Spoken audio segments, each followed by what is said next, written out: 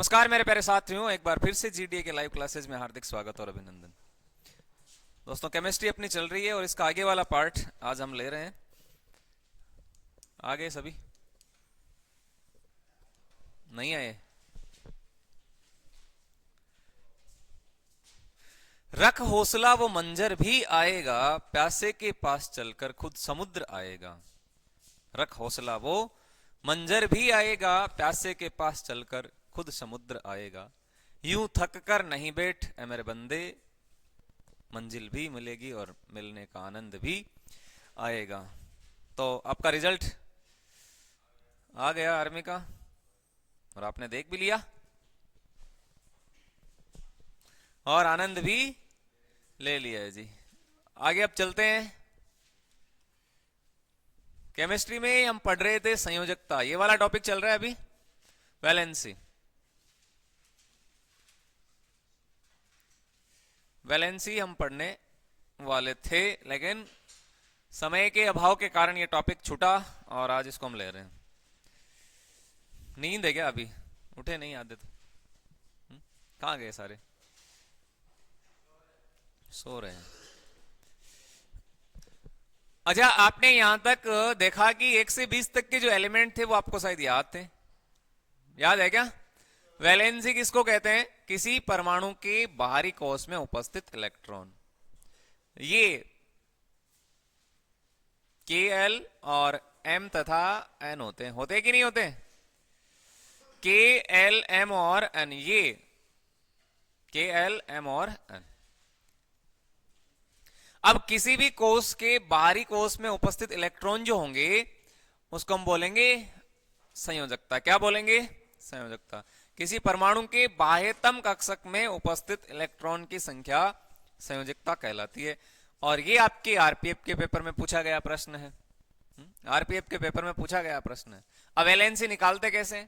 एकदम आसान है, एकदम आसान है। यदि आपको एटॉमिक नंबर याद है तो, यदि परमाणु संख्या याद है तो वैलेंसी आप आसानी से निकाल पाओगे, कोई ज्यादा दिक्कत है नहीं। परिभाषा क्या कहती है? किसी परमाणु के किसी परमाणु के बाह्य कक्ष में उपस्थित या बाह्यतम, बाह्यतम जान गए आप? बाह्यतम कक्षक में उपस्थित इलेक्ट्रॉन की संख्या। किसी परमाणु के बाहरी कोश में उपस्थित इलेक्ट्रॉन की संख्या, इलेक्ट्रॉन की संख्या, ये कहलाएगी आपके वैलेंसी। संख्या क्या कहलाती है? संयोजकता कहलाती है। ये तो इसकी परिभाषा होती है और यही सवाल कहां पूछा गया? आरपीएफ के पेपर में। ये लो जी, सवाल पूछा गया है ये आरपीएफ के पेपर में, एज इट इज पूछा गया। आरपीएफ सवाल दिया गया है, किसी परमाणु की बाहरी कोश में उपस्थित इलेक्ट्रॉन की संख्या को हम क्या कहते हैं? तो संयोजकता कहते हैं। सीधी सी बात है। किसी परमाणु के, अब इसमें ये भी हो सकता है बाहर वाला, ये भी हो सकता है एल, एम भी हो सकता है और एन भी हो सकता है, कोई सा भी हो सकता है बाहरी कक्षक, बाहरी कोश, कोई सा भी इनमें से हो सकता है। कैसे पता चलेगा? अभी एग्जांपल देंगे तब पता चलेगा, लेकिन यहां तक कोई दिक्कत नहीं है। संयोजकता किसको बोलेंगे? वैलेंसी किसको बोलेंगे? किसी परमाणु के बाहरी कोश में इलेक्ट्रॉन की संख्या, तो वो तो संयोजकता है, वो तो संयोजकता है। तो फिर अंदर वाले जो इलेक्ट्रॉन होते हैं उसको हम क्या बोलेंगे? बताइएगा भाई, क्या बोलेंगे? विनोद, क्या हुआ?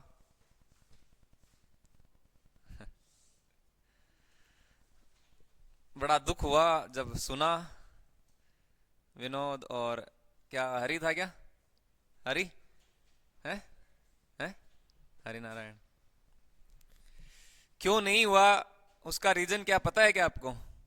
जहां तक मुझे लग रहा है ये नॉर्मलाइजेशन हुई है ना, उसकी वजह से ये गड़बड़ हुआ है, जहां तक मुझे लग रहा है। अन्यथा आपका सिलेक्शन तो 100% था। ऐसे ऐसे बच्चे थे जिनके हो गए।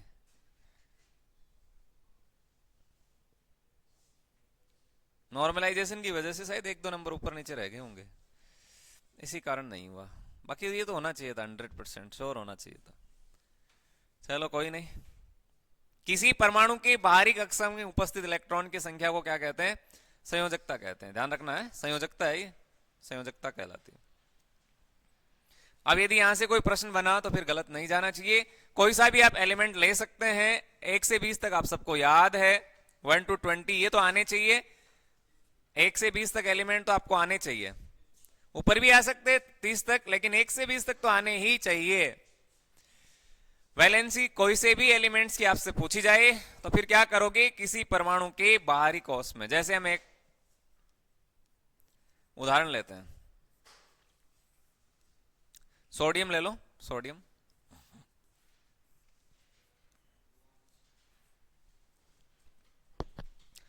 अब सोडियम जो है, इसका परमाणु क्रमांक आपको याद होना चाहिए। पहली बात तो ये है, इसका एटॉमिक नंबर क्या होता है ये आपको पता होना चाहिए, तब जाके वैलेंसी आने वाली है। कहां गए?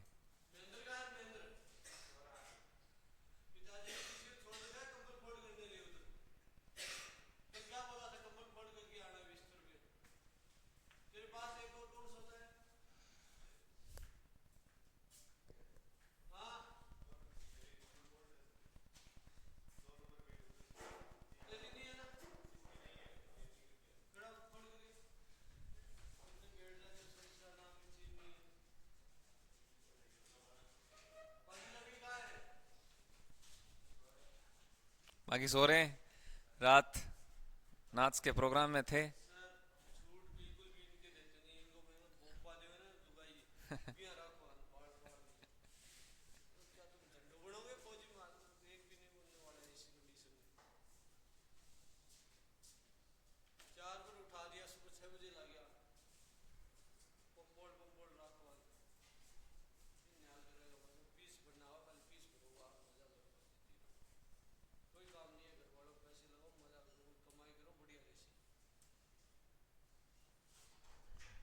सही बात है जी, ये सही बात है बिल्कुल। तो सोडियम जो है, इसका परमाणु क्रमांक क्या होता है? इसमें क्या क्या बातें ध्यान में रखनी है, देखो जी क्या क्या बातें हैं। एग्जाम में यदि प्रश्न बनता है तो सिंपल बनता है। परमाणु क्रमांक, आप परमाणु क्रमांक किसको बोलते हैं इसका हम चर्चा कर चुके हैं। एटॉमिक नंबर किसको बोलते हैं? जेड को बोलते हैं, पता है ना, जेड को ही बोलते हैं। और द्रव्यमान संख्या किसको बोलते हैं? ए को बोलते हैं। तो ये जेड है, जेड इसका कितना होगा? सोडियम का जेड होता है 11, ये 11 नंबर पे आता है, ये परमाणु क्रमांक इसका 11 है। ये आपको आना चाहिए। परमाणु क्रमांक जो है इसका 11 है, तो इसकी वैलेंसी अब कैसे निकालते हैं जरा देखना। ये पहला कोष के है, फिर एल है, फिर एम है, और फिर ये क्या है रे? एन है। हाँ, ये आपको बनाने की आवश्यकता है नहीं, ये तो मैं तो आपको समझाने के लिए बता रहा हूं, बताने की कतई आवश्यकता नहीं, आप तो सीधा मुंह जबानी कर सकते हैं इनको।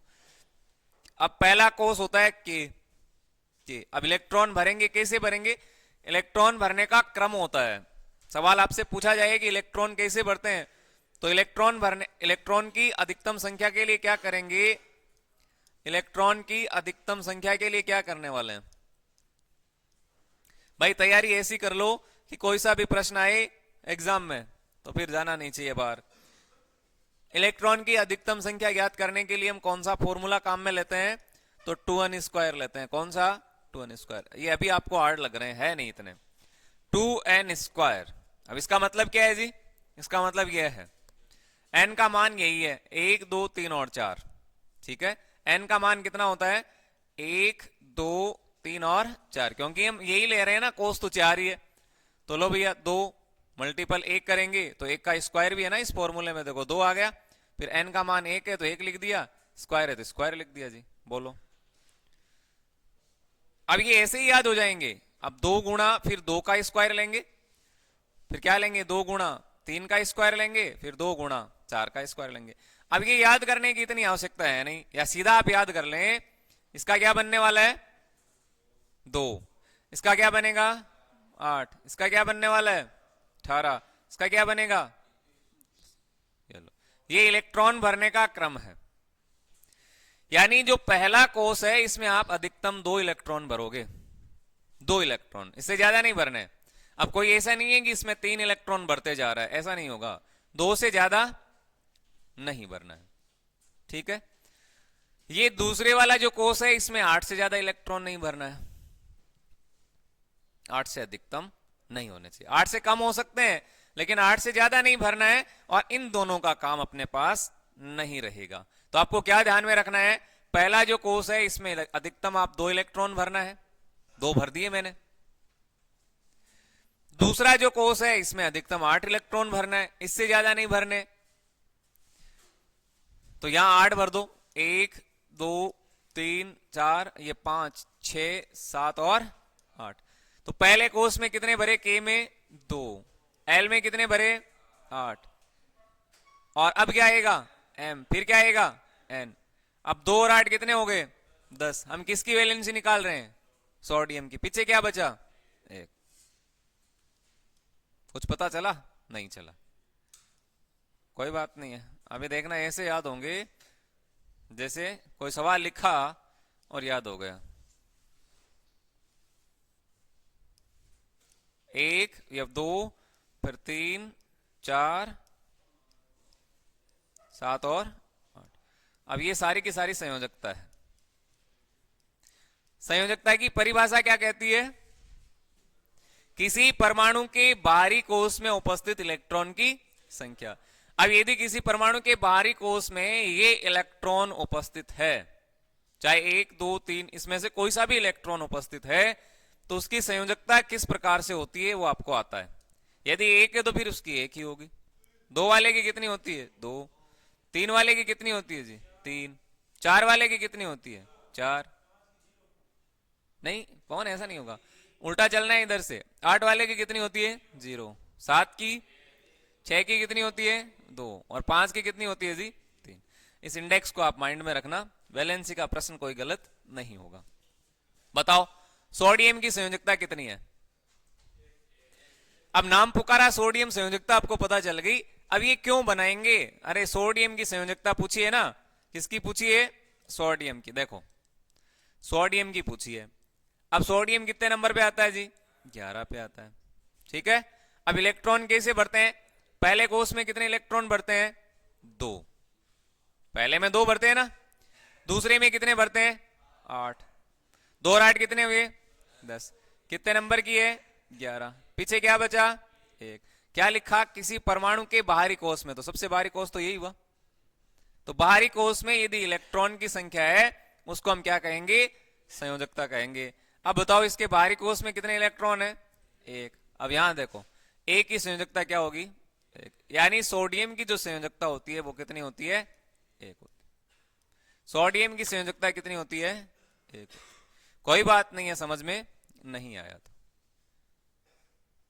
एक और उदाहरण देता हूं, अब बता देना। मैग्नीशियम लो, लो जी मैग्नीशियम, मैग्नीशियम की बताओ भाई संयोजकता कितनी है विनोद, कितनी होगी मैग्नीशियम की।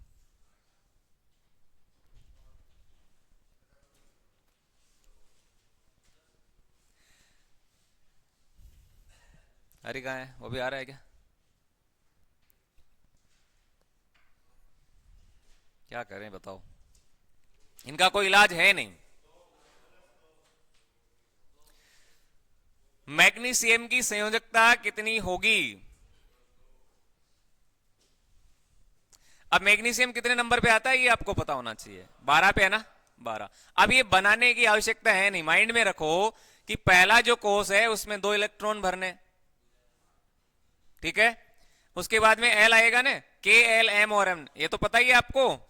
और पहले कोष में कितने इलेक्ट्रॉन भरने हैं 2, दूसरे में कितने भरने जी 8, 2 और 8 कितने हुए, पीछे क्या बचा 2, इसमें 2 भर दो।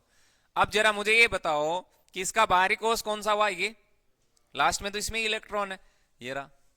अब इसमें कितने हैं 2, देखो जरा 2 की संयोजकता कितनी है 2, तो मैग्नीशियम की संयोजकता क्या आएगी 2। नहीं पल्ले पड़ा, कोई बात नहीं, एक एग्जांपल और लेते हैं। अब बताना ऑक्सीजन की,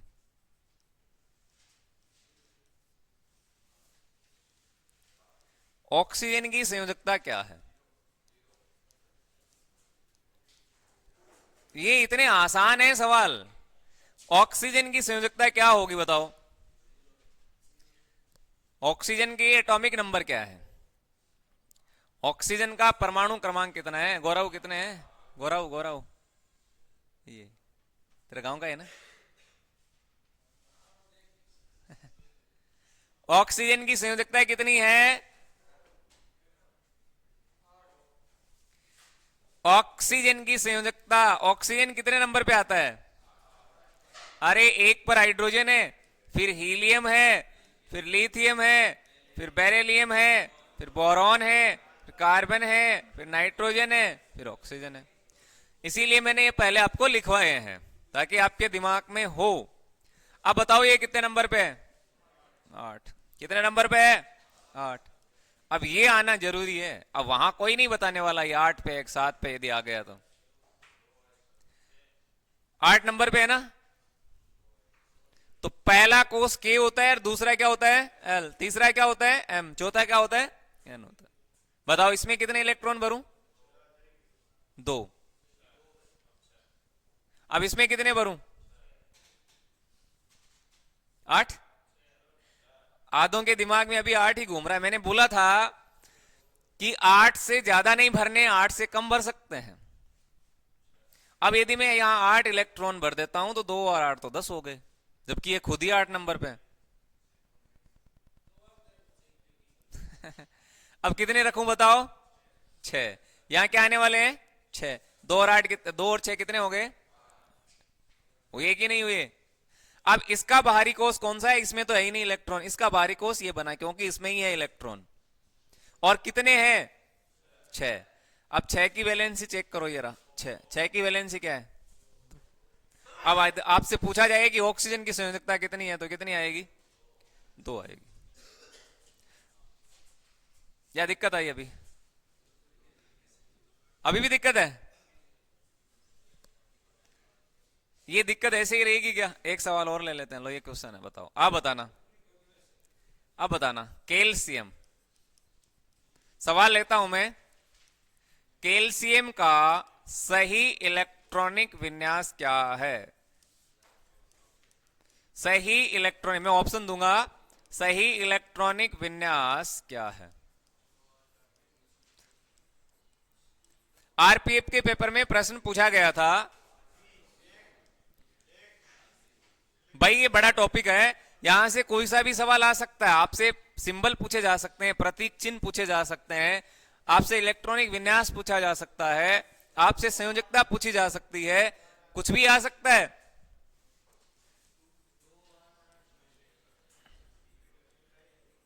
मुझे जरा बताना इसका सही इलेक्ट्रॉनिक विन्यास क्या है?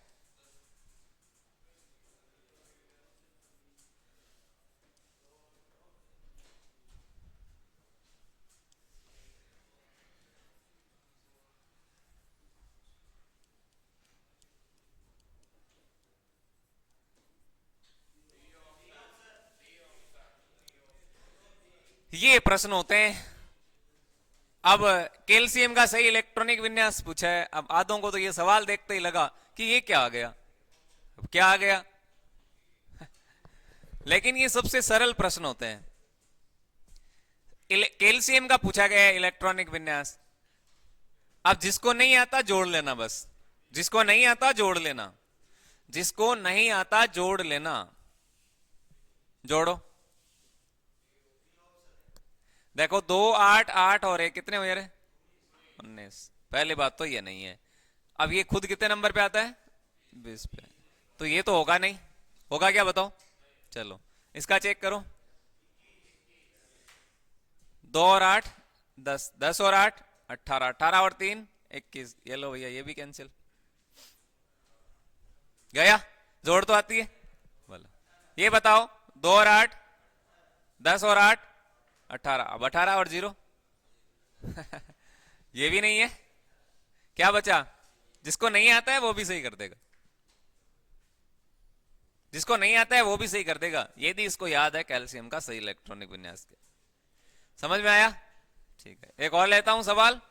आपको प्रैक्टिस करनी है ऐसे सवालों की, यदि एग्जाम में आए तो फिर गलत नहीं होना चाहिए। एक सवाल और लेते हैं। क्लोरीन का परमाणु क्रमांक क्या है? अब देखना ये प्रश्न क्रमांक क्या है। चलो विनोद आंसर बताएगा। क्लोरीन का परमाणु क्रमांक क्या है?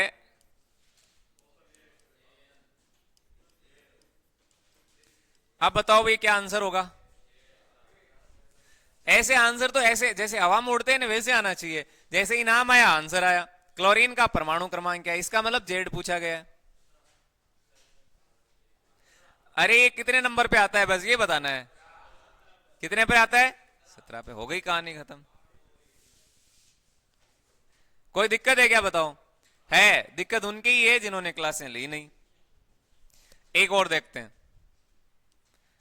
अब बताना क्लोरीन का इलेक्ट्रॉनिक विन्यास क्या है। जिसने ढंग से पढ़ लिया ना, इलेक्ट्रॉनिक विन्यास क्या है। ऑप्शन रखता हूं मैं आपके सामने। 2 8 6, 2 9, 2 9 6, 2 6 9,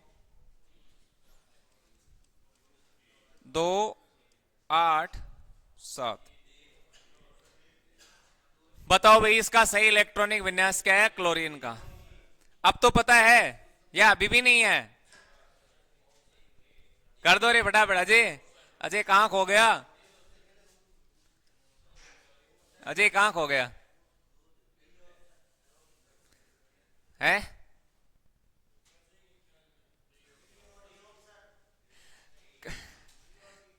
क्लोरीन कितने नंबर पे है? 17 पे। 2 और 6 8, 2 और 8 10 और 6 16। गया गया भाई। अब देखो 2 और 9 कितने होते हैं? 11। 11 और 6 कितने होते हैं? 17। अब गड़बड़ है। अब देखो कईयों की गड़बड़ है। ये 17 बन गए और 17 नंबर पे आता है तो कई तो इस पे टिक कर देंगे। आपको याद है क्या? जो परमाणु होता है उसके मतलब के एलिमेंट जो कोष होते हैं उसमें अधिकतम आप 8 इलेक्ट्रॉन भरते हैं। कितने? 8। अब यहां तो 9 है ना।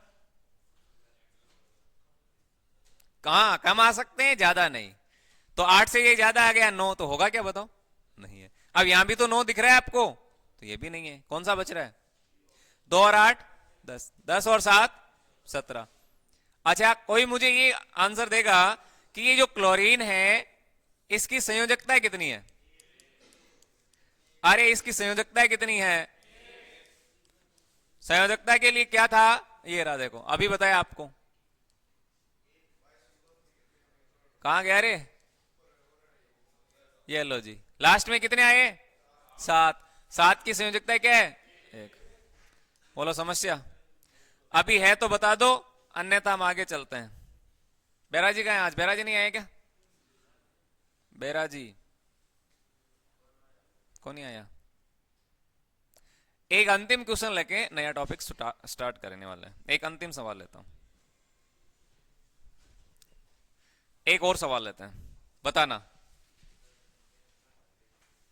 निम्न में से सिलिकन जो होता है, निम्न में से सिलिकन की संयोजकता, निम्न में से सिलिकन की संयोजकता होगी।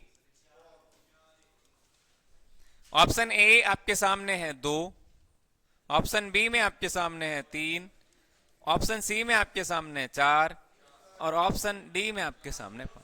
कर दो आंसर। किसके साथ जाना है सान्या? सान्या 4 के साथ जाना है। अरे कितने नंबर पे है? 14। 14 पे है जी। 14 पे है। पहले कोष में कितने इलेक्ट्रॉन? 2। दूसरे में कितने? 8। अब 2 और 8 कितने हुए? पीछे क्या बच रहा है? संयोजकता कैसे बताते हैं? लास्ट वाले को देख के। तो लास्ट में कितने हैं? 4। अब इंडेक्स ऊपर बनी हुई है। यदि 1 है तो फिर 1 है, 2 वाले की 2 है, 3 वाले की क्या है? 3 और 4 वाले की क्या आएगी? 4 आएगी। इसका मतलब सी सही आंसर। सी सही आंसर है। होगी? और बताना है क्या इसमें? सवाल लेने हैं, अन्यथा टॉपिक ले लें? नहीं आएगा, ठीक है, नहीं आने वाला। आपकी जो ये भर्ती होती है 10th लेवल की होती है। कौन से लेवल की है? 10th लेवल की। नहीं आएगा, समझ गए? चलो जी, एक प्रश्न अंतिम और लेते हैं। अब आर्गन की बताओ, ऑर्गन की। आर्गन की संयोजकता क्या है?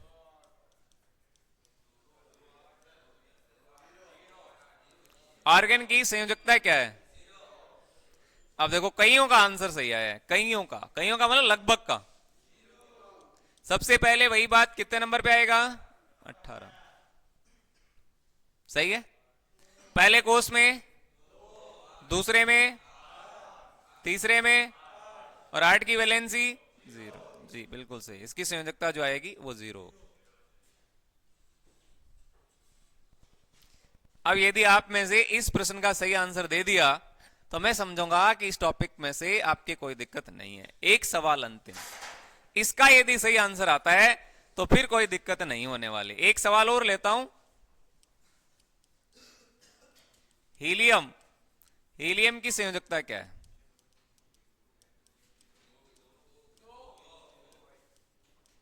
यदि आप में से इस प्रश्न का सही आंसर देते हैं तो फिर मैं समझता हूं कि इसमें कोई प्रॉब्लम नहीं है।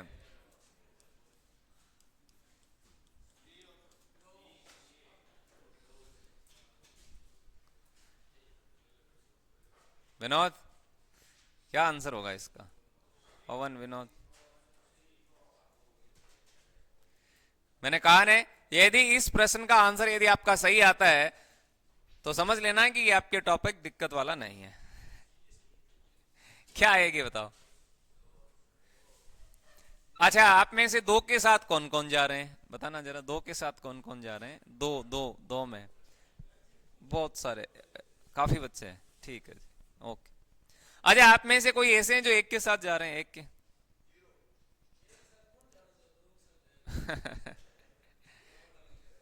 अच्छा, आप में से कोई ऐसे जो 3 के साथ जा रहे हैं?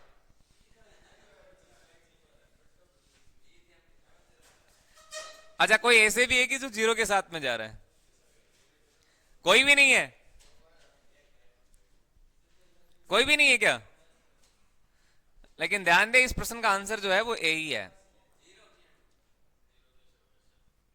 इस प्रश्न का आंसर क्या है? ए है।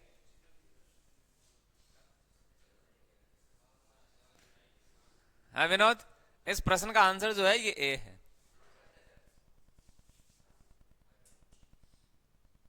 क्यों है बताओ?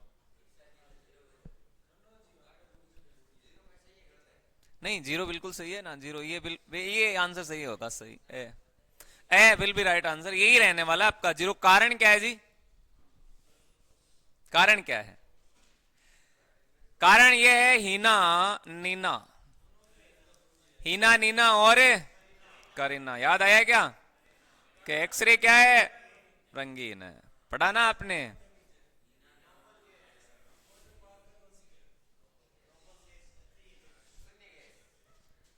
अब याद आया कुछ? हीना नीना और करीना की एक्सरे रंगीन है।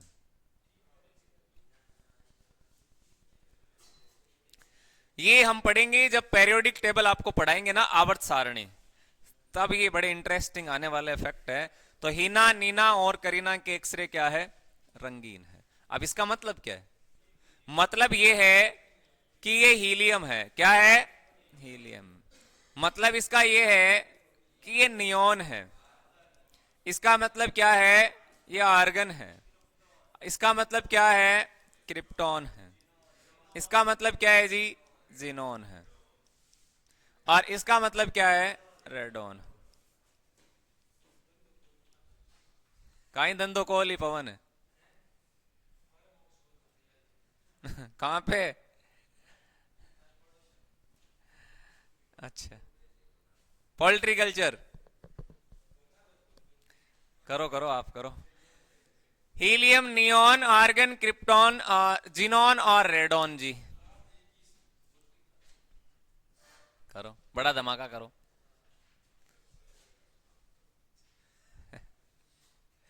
ये सारी की सारी अक्रिय गैस है। क्या है? अक्रिय गैस है। ये क्या है भाई? अक्रिय गैस है। याद रखना ये अक्रिय गैस है। कौन सी गैस है? अक्रिय गैस है। ये आपके शून्य समूह के तत्व है। क्या रहने वाले हैं? शून्य समूह के तत्व है। इसको और क्या बोल सकते हैं? अरे नोबल गैस कहते हैं क्या? नोबल गैस है जी। बोलो।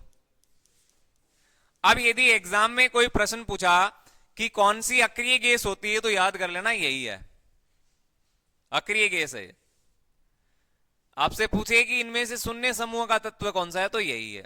छह याद करना, ज्यादातर ये याद कर लेना, हीलियम, नियोन और आर्गन, क्योंकि आपके ये पूछी जा सकती है। ये भी है क्रिप्टॉन, जिनॉन और रेडॉन। तो ये आवर्त सारणी में नंबर 2 पे मिलेगी, ये आपको 10 पे मिलेगी, ये 18 पे मिलने वाली है। ये कितने पे रहा? 36 पे आएगी। फिर ये आएगा 54 और ये वाला है 86। इतना याद नहीं होता तो कोई बात नहीं है। ये 3 तो आप जरूर ध्यान में रखना, हीलियम, नियोन और आर्गन। ये आपके अक्रिय गैसें हैं और इनकी जो संयोजकता होती है वो शून्य होती है। इनकी संयोजकता क्या होती है? शून्य। इनकी संयोजकता शून्य होती है। पल्ले पड़ गया? नियोन की संयोजकता बताना। नियोन की संयोजकता क्या है? सानिया, नियोन की संयोजकता क्या है? गौरव, नियोन की संयोजकता क्या है? नियोन की इतने सारे प्रश्न मैंने करवा दिए, देखो प्रैक्टिस भी सारी करवा दी है। नियोन कितने नंबर पे आता है? 10 पे आता है। अजय कितने पे आता है? 10 पे। पहले कोष में कितने इलेक्ट्रॉन? 2। दूसरे में कितने? 8। 2 और 8 10। अब 8 की वैलेंसी क्या निकलेगी? 0। आ गया समझ में? आर्गन की आपने अभी निकाल के चेक की थी। आर्गन की यदि देखें तो ये आएगा 2, फिर 8, फिर क्या आएगा? 8। देखो 8 की संयोजकता क्या आने वाली है? 0। यानी इनके अंतिम जो कोष है उसमें 8 इलेक्ट्रॉन है जो पूर्णतया भरे हुए हैं। अब बोलो इस टॉपिक में यदि कोई समस्या है तो ठीक है, और नहीं है तो वैसे ठीक है क्या? नहीं है? चले आगे। तो ये बचा हुआ पार्ट था आपके संयोजकता का, लास्ट क्लास का। अंतिम जो क्लास थी उसका ये टॉपिक बचा हुआ था। अभी अपने पास समय है 15 मिनट, तो एक नया टॉपिक स्टार्ट करने वाले हैं। आपकी अभिक्रिया, क्या? रासायनिक अभिक्रिया।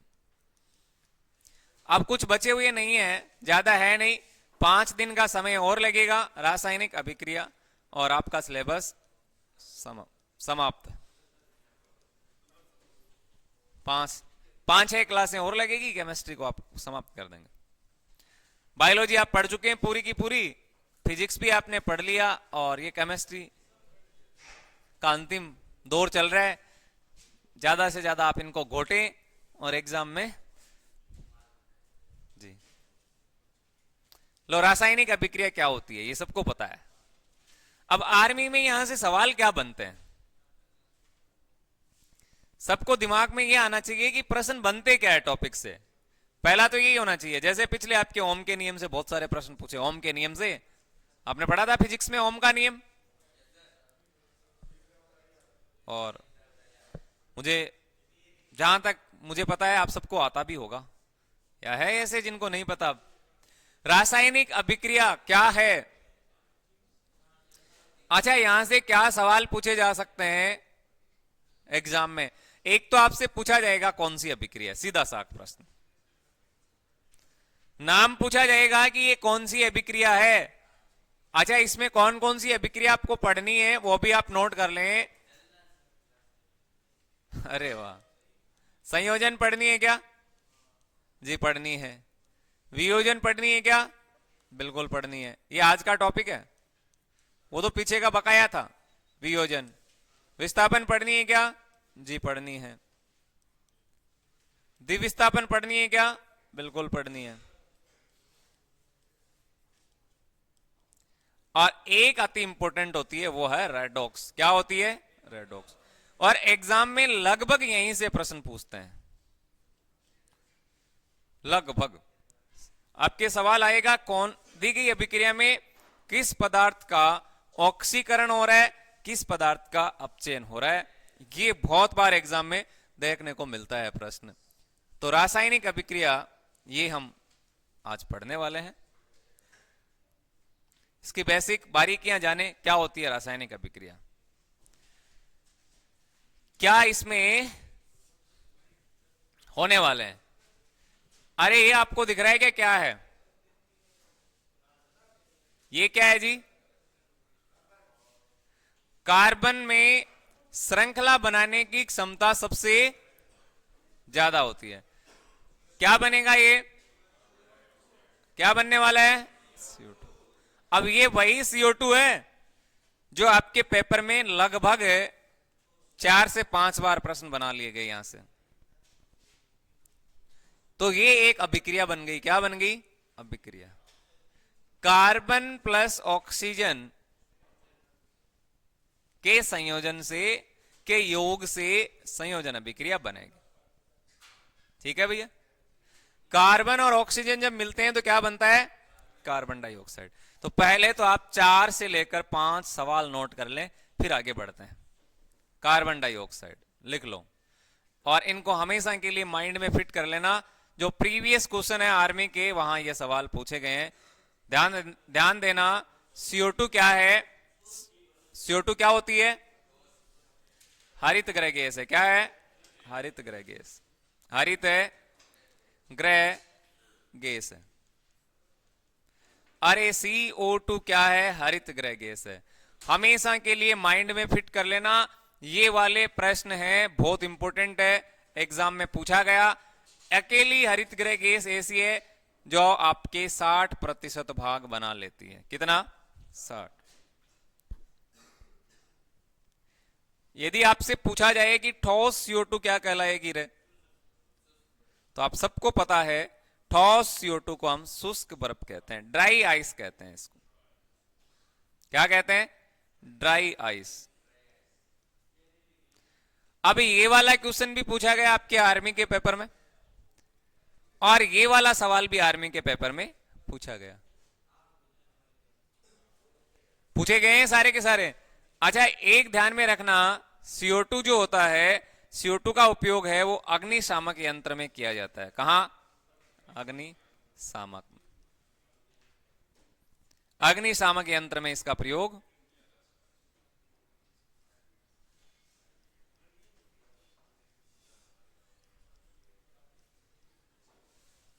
लो जी। और सवाल बनेंगे यहां से। अरे ये जहरीली गैस ये नहीं है, कार्बन मोनोऑक्साइड है। सबसे जहरीली गैस कौन सी है, कार्बन मोनोऑक्साइड है। ध्यान दे, सबसे जहरीली गैस मैं लिख ही देता हूं, यदि प्रश्न पूछा ही है, इधर लिख देता हूं मैं। सबसे जहरीली गैस लिख लो भैया, सबसे जहरीली गैस कौन सी है जी, कार्बन मोनोऑक्साइड है। कौन सी है जी, कार्बन है मोनोऑक्साइड है, कार्बन मोनोऑक्साइड। ये है आपके सबसे जहरीली गैस, कार्बन मोनोऑक्साइड। अब इसका अणुसूत्र क्या होगा रे, CO। ये वो प्रश्न होते हैं जो एग्जाम में आ जाते हैं और आप क्या कर देते हैं, गलत।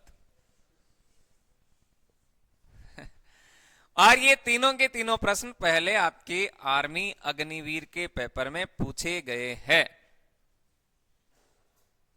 अच्छा, और भी सवाल बनेंगे क्या यहां से, बनेंगे बिल्कुल। कौन सा प्रश्न बनेगा, ध्यान देना, जो मैंने लिखे हैं ये सारे के सारे फैक्ट जो है आपके आर्मी के पेपर में बने हैं। और ध्यान दे, CO2 का जो प्रयोग है वो शीतल पेय पदार्थों में होता है। शीतल पेय पदार्थ जो होते हैं, शीतल पेय पदार्थों में। और ये भी आपके आर्मी के पेपर में पूछा गया। शीतल पेय पदार्थ जो होते हैं ना, जैसे आपके कोल्ड ड्रिंक्स है और वो,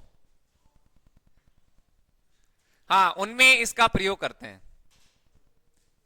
कोल्ड ड्रिंक्स में, कोल्ड ड्रिंक्स तो आपने देखा, कोल्ड ड्रिंक्स को पीने के बाद में खट्टी खट्टी आपको डकार भी आती है ना, वो किस कारण से आती है? अब उसमें CO2 का काम नहीं है,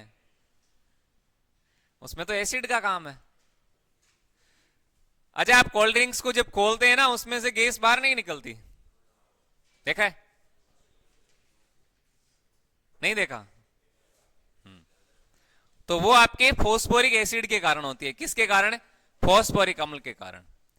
फॉस्फोरिक अम्ल के कारण होती है। और फॉस्फोरिक अम्ल ऐसा अम्ल है जो आपके दांत को भी गला सकता है।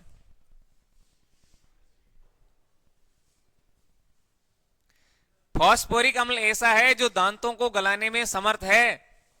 अब बताओ, कोल्ड ड्रिंक्स पीना चाहिए कि नहीं पीना चाहिए? है ये वर्तमान में जो है ना ट्रेंड है, यही ज्यादातर यही कोल्ड ड्रिंक्स पीते रहते हैं। और भाई उसमें फॉस्फोरिक एसिड होता है, और फॉस्फोरिक एसिड है वो दांतों को गलाने में समर्थ है। तो अब मत पीना। बोलो। अब अजय की सुन लो, अजय बोल रहे हैं कि माजा में ही आवे कहीं। नहीं नहीं, उसमें नहीं होता। अच्छा देख लो, इधर से आंसर आ गया, उसमें तो आम का रस होता है। लो, अब बताओ क्या करें इनका? आंसर तो पता है आप सबको। भाई CO2 की यूज आप ढंग से देख लेना। यहां से पुनः यदि कोई प्रश्न पूछा जाए तो फिर आपका गलत नहीं होना चाहिए। और ये चारों के चारों जो फैक्ट मैंने लिखे, CO2 का शीतल पेय पदार्थों में प्रयोग होता है। CO2 एक हरितगृह गैस है। ठोस CO2 को शुष्क बर्फ कहते हैं, और CO2 का उपयोग अग्निशामक यंत्र में होता। और ये चारों के चारों आपके पेपर में आए हुए सवाल है, चारों के चारों। और ये तो बहुत बार पूछा गया है, ठोस CO2 को क्या कहते हैं? शुष्क बर्फ कहते हैं। ये बहुत बार पूछा गया है। और सबसे जहरीली गैस कौन सी है? Carbon monoxide. और ये कहां पाई जाती है? सिगरेट के धुएं में पाई जाती है। सिगरेट के धुएं में, ये सिगरेट के धुएं में पाई जाती है। अब कई कहते हैं कि मैं तो सिगरेट पीता नहीं। जी बिल्कुल सत्य बात है, लेकिन पीते नहीं है तो क्या है, पास में तो बैठ जाते हैं ना। अब जब पास में बैठ रहे हैं तो उसका जो धुआं है वो आपके नासा छिद्र के द्वारा आपके फेफड़ों में जा रहा है, तो नुकसान तो होगा। इसीलिए आपके जो सरकारी कार्यालय होते हैं उसके बाहर लिखे जाते हैं धूम्रपान निषेध है, वर्जित है। लो, तो देखो कितनी सारी बातें निकल के आई। अच्छा, इस टॉपिक में हमें क्या जानना है? इस टॉपिक में हमें जानना है संयोजन अभिक्रिया क्या है, वियोजन क्या है, विस्थापन क्या है, दिव्यस्थापन क्या है, और रेडॉक्स क्या है। और इन्हीं में से आपके प्रश्न एग्जाम में बन के आएंगे, यदि यहां से कोई प्रश्न लिया जाता है तो। लेने को तो 5 सवाल है भाई, केमिस्ट्री में से तो 5 सवाल बनेंगे। और एक एसिड बेस वाले में से हर बार पूछते हैं, अम्ल क्षार और लवण वाले में से। एक मेटल और नॉन मेटल में से पूछा जाता है, धातु और धातु में से है। लेकिन ये वाला टॉपिक भी है, पुराने पेपर में से बहुत बार पूछा गया प्रश्न है। हाँ, अभी हाल ही में जो पेपर हुए हैं आपके, जो पिछले 3 से 4 पेपर जो हुए, उसमें यहां से कोई प्रश्न एग्जाम में देखने को नहीं मिला आपके रासायनिक अभिक्रिया में से। तो इसका मतलब ये नहीं हुआ कि इस बार आएगा नहीं।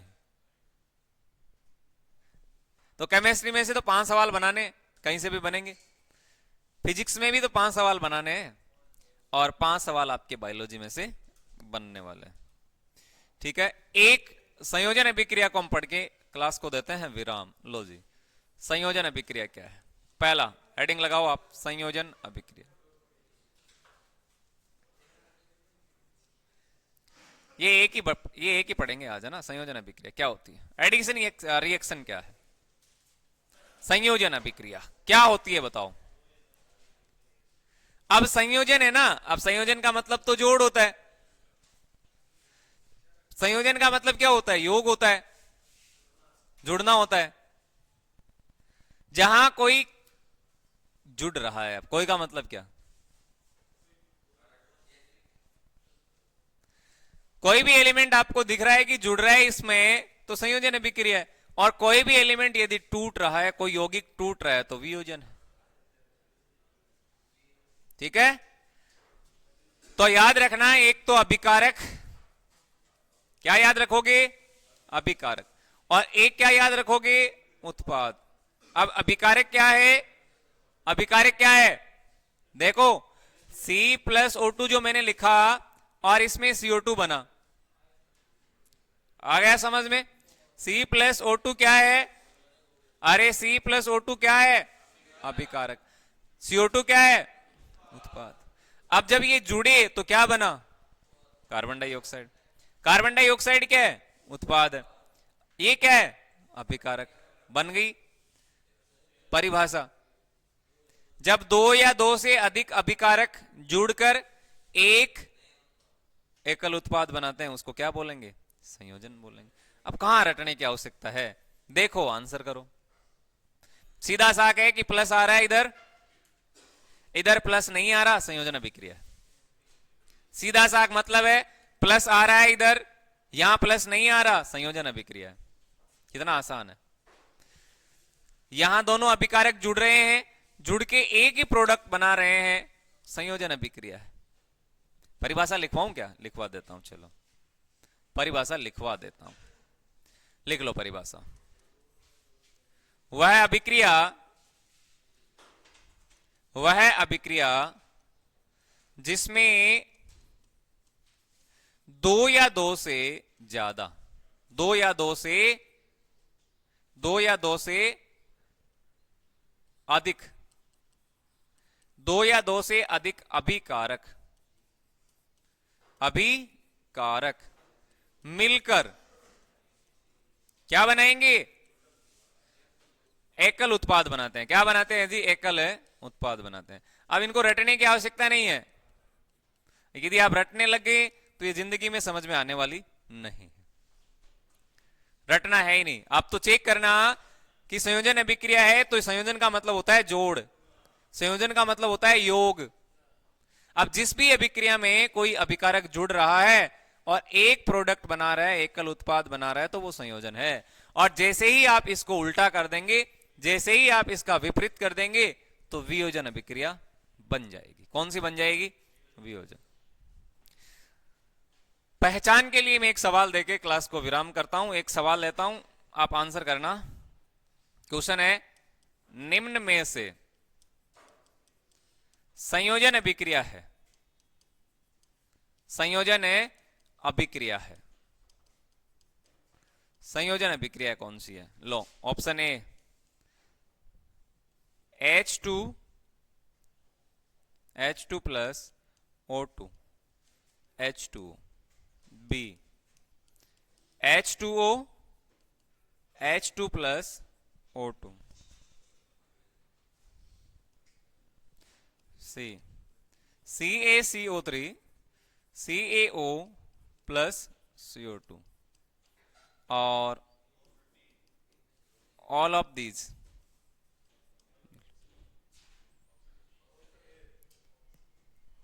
लगाओ अपना दिमाग। मतलब ये जो सवाल होते हैं इतने हार्ड होते नहीं, लेकिन बना लेते हैं अपने आप ही, जबरदस्ती इनको हार्ड बना लेते हैं, होते हैं नहीं। क्या लिखा है? निम्न में से संयोजन अभिक्रिया है। अब जैसे ही नाम आया संयोजन प्लस आएगा, प्लस आएगा।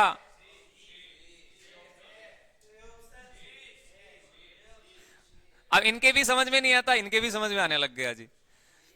देखो प्लस में आएगा, प्लस में अब आधों के दिमाग में आ रहा है कि प्लस आएगा तो ये रहा प्लस, ये देखो ये रहा प्लस, और ये देखो ये रहा प्लस।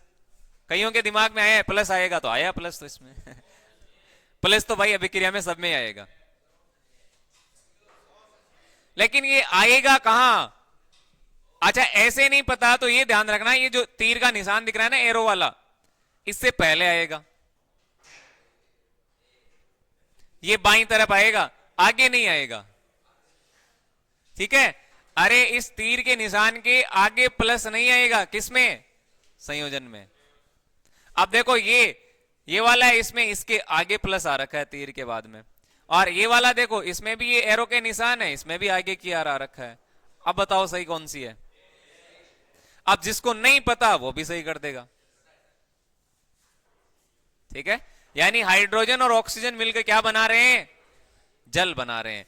हाइड्रोजन और ऑक्सीजन मिलकर क्या बना रहे हैं? जल बना रहे। अब इनकी पूरी चर्चा करेंगे हम कल की क्लास में, तो आज के लिए काफी है। मिलेंगे आगे, तब तक के लिए जय हिंद, जय भारत, वंदे मातरम।